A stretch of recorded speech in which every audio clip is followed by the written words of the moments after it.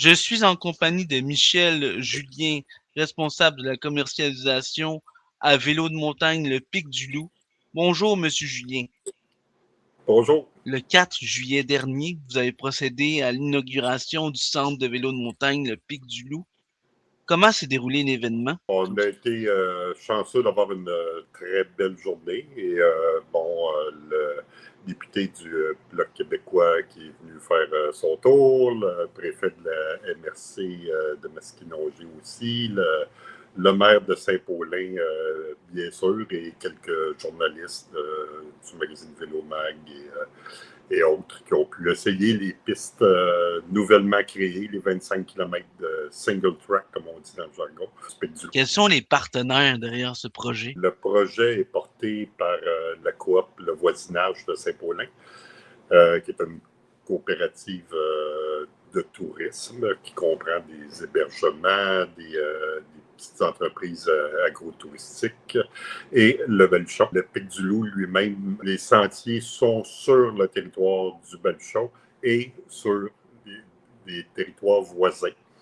Tous les membres de la coop sont mis ensemble pour pouvoir développer ce réseau-là de sentiers en montagne, à travers les forêts, les champs. Il y a beaucoup de roches, de descentes, des switchbacks, comme on dit ça, c'est des virages serrés. C'est vraiment pour les amateurs de vélo de montagne qui ont une certaine expérience. C'est des sentiers, comme je disais tantôt, single track, c'est-à-dire c'est des sentiers à sens unique. C'est pas large quand ça descend. Ça descend. Il y a des petits sauts, il y a des grosses roches, il y a même des escaliers en roche. C'est pas nécessairement pour les grands experts, mais c'est pour vraiment les amateurs de vélo de montagne.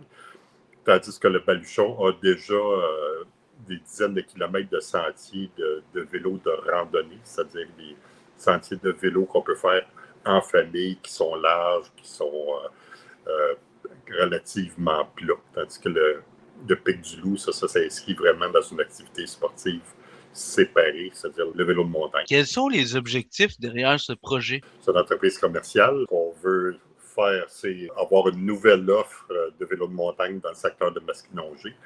Il y a des centres de vélo de montagne, il y en a partout au Québec. Il n'y en a pas proche de Louisville, Saint-Paulin. Il n'y en a pas pour le moment. Il y en a un maintenant avec le Pic du Loup. Mais le propriétaire du Baluchon, le président directeur général Louis Lessard, c'est un passionné de vélo de montagne. Son fils Thomas Lessard aussi. Fait qu'ils se sont mis dans la tête à un moment donné de faire un vrai centre de vélo de montagne au Baluchon qui aurait son identité propre pour la distinguer de l'offre du Baluchon, d'offrir à cette clientèle-là vraiment des sentiers qui sont ce qu'ils recherchent finalement. Quelles sont les caractéristiques du sentier? C'est des sentiers dans la catégorie qu'on appelle cross-country ou enduro léger. Il y a des centres de vélo de montagne qui sont axés uniquement sur la descente.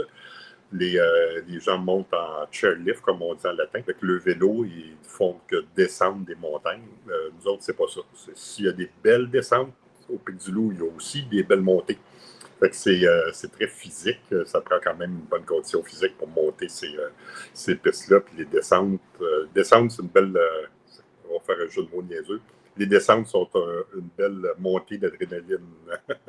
Je disais tantôt, il y a des switchbacks, ça, c'est des virages très serrés. Ça tourne à gauche, ça tourne à droite entre les arbres. Il faut être à son affaire. C'est pas le temps de texter au volant si ça descend.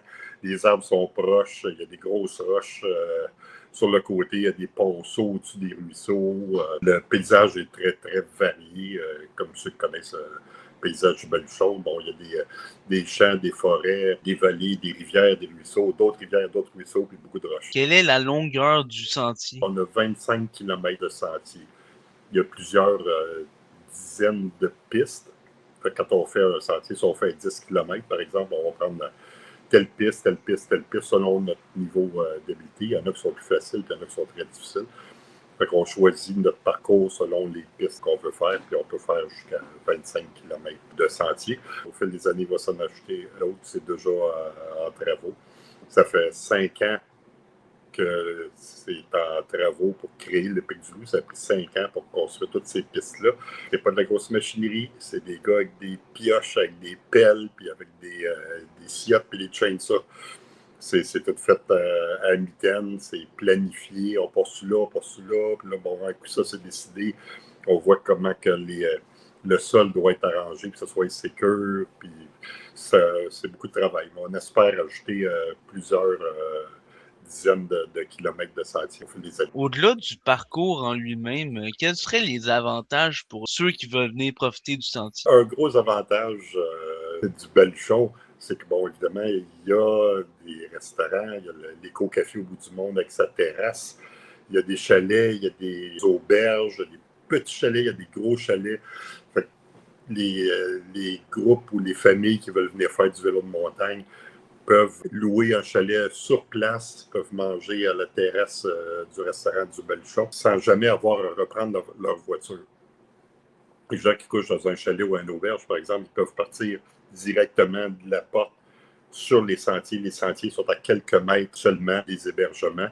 Même chose pour l'éco-café. Tu te rends direct avec ton vélo. Je me rappelle des endroits où j'ai visité que je trouvais vraiment super, mais quand on avait fini, il faut que tu mettes ton vélo dans ton auto, que tu ailles au village manger, quelque chose comme ça. Mais avec du loup, avec le site superbe du Belchon, et tout est sur place. Pour un week-end, c'est fantastique. Là. Tu te lèves le matin, tu vas manger à l'éco-café, ils ont un super beau buffet, tu pars en vélo. Après ça, ben, quand tu reviens, tu reviens direct à l'éco-café avec ton vélo, 5 à 7, une petite bière entre amis, puis tu vas coucher à ton hébergement sans jamais avoir à reprendre ta voiture. Tu peux rester sur place.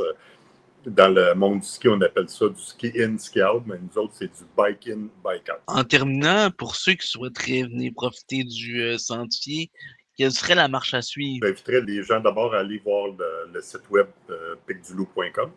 Vous allez pouvoir voir les cartes des sentiers, donner une idée de ce que ça a l'air, voir quelques photos, puis bon. Mais vous allez pouvoir acheter vos billets directement à partir du site web. Ça passe par une plateforme qui s'appelle Endorphine. Vous achetez vos billets ou vos passes de saison pour le nombre de journées que vous voulez, ou enfants, adultes, whatever.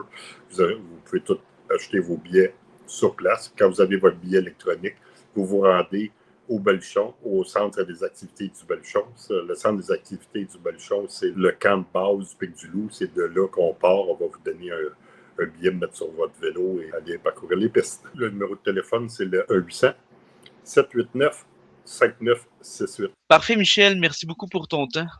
Ça fait plaisir.